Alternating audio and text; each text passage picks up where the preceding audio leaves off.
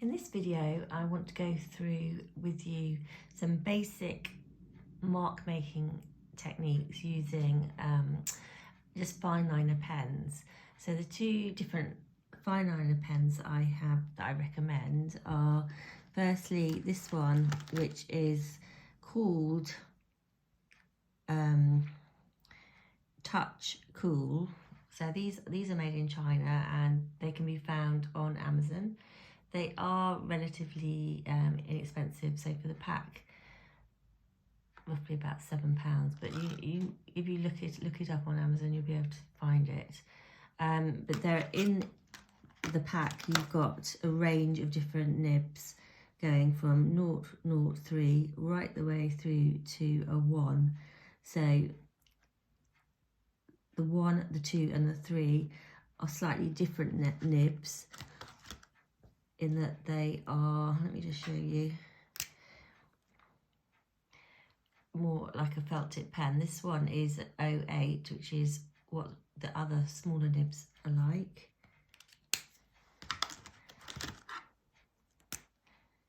And again, this is another finer one. So different types of nibs for different thicknesses of pens to create different marks with. So that's your much wider nib, which is a different shape again. Okay, so I'd like you to have with you in the lesson a range of different types of pens. This is another make which I really like, which is Faber-Castell, and it has 8 different pens, different types of nibs as well. You've got the finer ones and the brush nib, and these are more like calligraphy nibs. So when you do buy your pens, make sure you, if you can, that you have got one that is like a brush, because that's nice and flexible to use. So I just want to go through a few different mark making techniques with you, and just to sort of explain what mark making is about when we're drawing.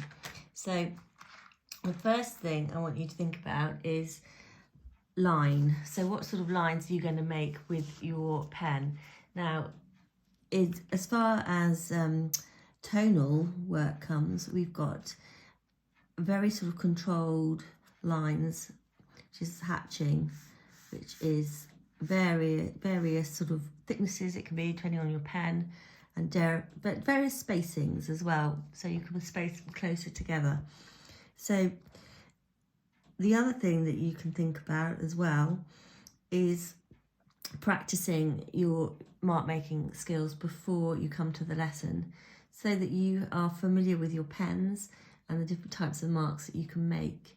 So for instance, with cross hatching, you're going to be going over your marks, and you're going to be drawing by using your line going in one way and then bringing it vertically or horizontally or diagonally, depending what type of cross hatching you're making.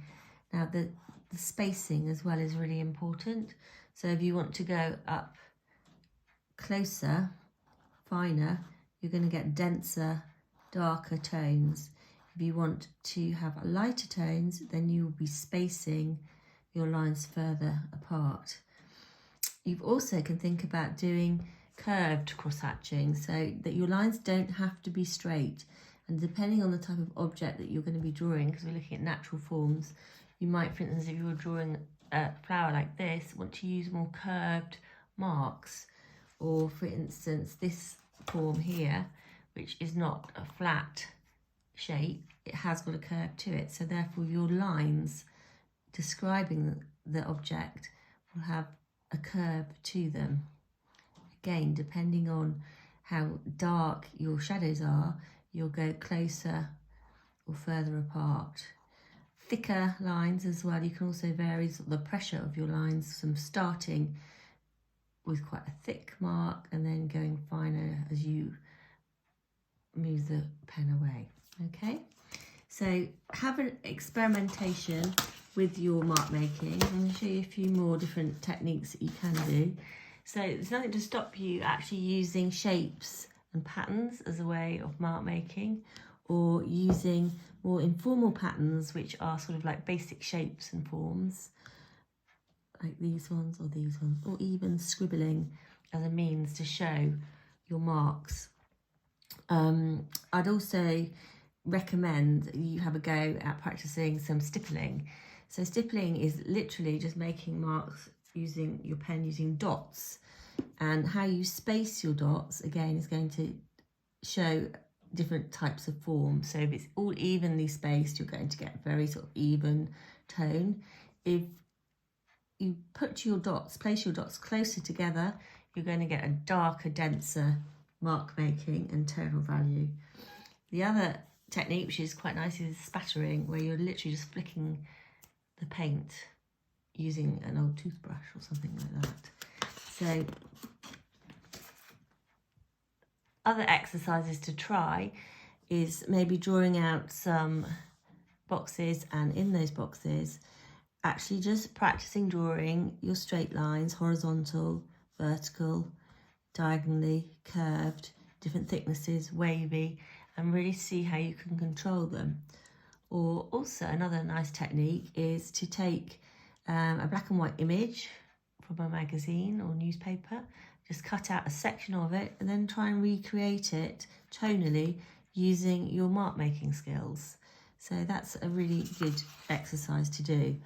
So what you're going to be doing for this lesson is to produce a composition of natural forms, and you're going to be drawing them in a way which shows your skills of mark making and your observational skills in actually really looking at the shape and the form and describing that using your techniques that you have learnt. So with your composition, what I want you to do is to place your objects onto just a white sheet of paper, and then I want you to just think about your setup, and think about it in terms of what do I want my page to look at? What layout do I actually want to achieve? So my first one here I felt was a little bit too regularly spaced, and when I photographed it as well, that also helped me to see that the spacing was too regular, too uniform, and if I wanted more interesting composition, I needed to think about layout a lot more carefully. So this is my second composition that I have put together, and the objects that I've chosen I photographed. First of all, I did do a colour photograph and then in black and white, but what I want you to think about is, how am I going to achieve a range of marks in my work? So which area would suit stippling, which area would suit cross-hatching, which area would look better in using dots and dashes or scribbling. So I want you to think that through really carefully. I'm going to demonstrate a couple of marks just to show you the range that you can do, and also go through a couple of different books as well that I would recommend for you to look at if you are interested in this type of working and really sort of studying pen and ink work. So when I look at this flower here that I have in front of me, and I can see the soft curves to the petals, it makes me want to use more curved lines rather than straight lines. So I want to actually show through my line that this is a curved form. It's not straight, it's not flat. So therefore the quality of my lines are really essential. So I'm also thinking about the spacing of them and the thickness. So I want to go slightly darker. I'm going to use a slightly thicker pen. So where I have a darker area, I'm going to bring in these nice thicker marks to just show where the shadows are, and then I'm going to gradually make them slightly wider and lighter. A really nice analogy that I was once told was to imagine that you have got a little insect crawling over your object, and that you are following the lines of the path of that insect. And that is really helpful in making sure that your lines are true to what you're seeing. So you're imagining where does the surface go up, where does it go down, where is it flat, where is it even. So there's nothing to stop you bringing in more than one mark making technique in your drawing. So you can overlap and bring in cross hatching. You can also bring in stippling, or you might want to work in a way which is much more regular. You might want to just stick to one style of mark making so that you're really pushing that. And I will show you a couple of ones that I'm working on where I'm doing that. But the most important thing is that you consider what you're looking at. So for instance, with this leaf here, the surface has a shine to it. So I really want to be able to show that in my drawing. So I'm blocking in areas that I need to see that sort of dark shadow, and I'm not having any other marks, just blocking it in a full black. So using a thicker pen. And then where I've got a middle tone, I'm coming in with my finer pen, and I'm going to sort of put in some more sort of finer lines. Again, you don't have to have them all going in the same direction. You can actually start to think about the direction of your line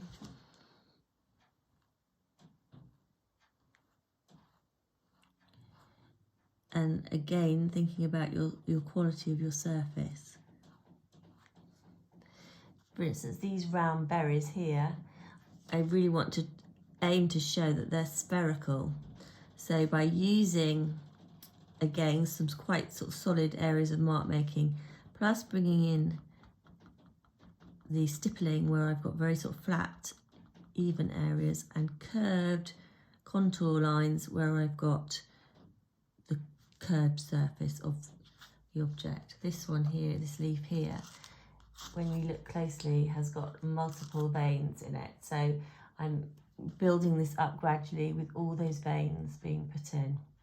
I'm going to show you a couple more drawings which are just one object. So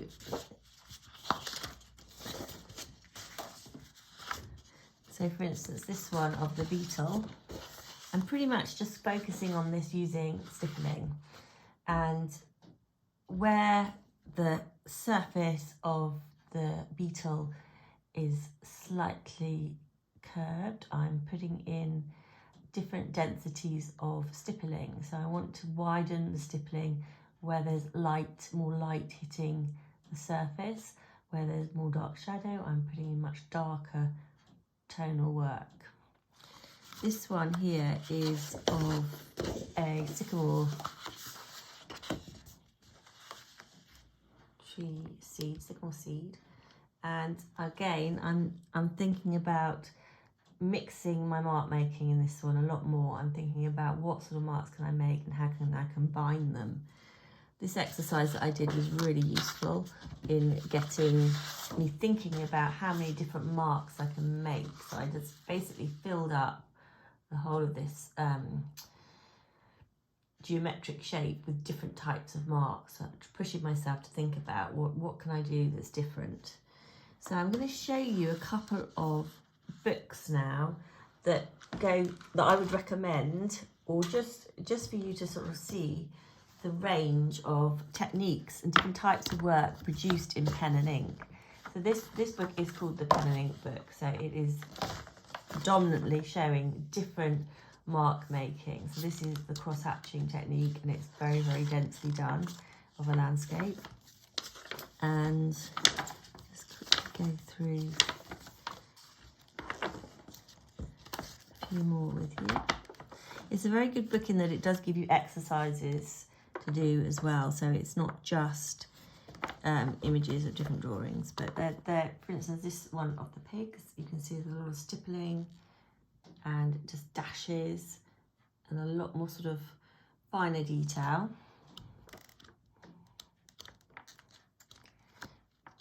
It also talks about different types of materials, so there's nothing to stop you. It's another really nice mark making drawing. To experiment with maybe a brush or a nib pen.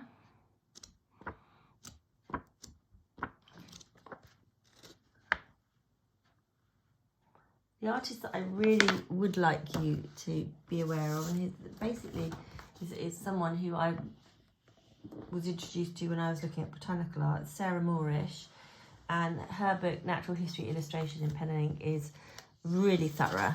So it's really showing you everything you could possibly need to know about drawing in pen and ink, but specifically drawing pen and ink natural forms. So her illustrations of mark making are particularly good, showing the graduation of the stippling from dark to light, and the just pure line, scribbling, hatching, and the sphere here.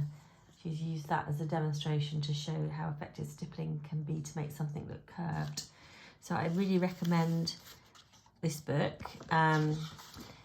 It's probably available on Amazon, but this is another one of her drawings where she's looking at seeds, and she really does work in a very precise way because she is more of a botanical artist. So when you see her drawings, you can see just how much time and effort has been put into them, and the complexity as well, and thought processes that go behind what she's doing. Let's see what else we've got in here. So yes, you look at her work, and she is looking at every single detail, every single section of the object. And it is a science as well as art. So this is a lovely book to look at. So when you come to the lesson, what I want you to have with you is your pens, your objects. I will have some as well, but I want you to bring your objects, but also to photograph your objects and to give you a view of your composition. So what your composition looks like. Any questions, please just WhatsApp me or email me, and I look forward to seeing you in the lesson. Take care, all of you.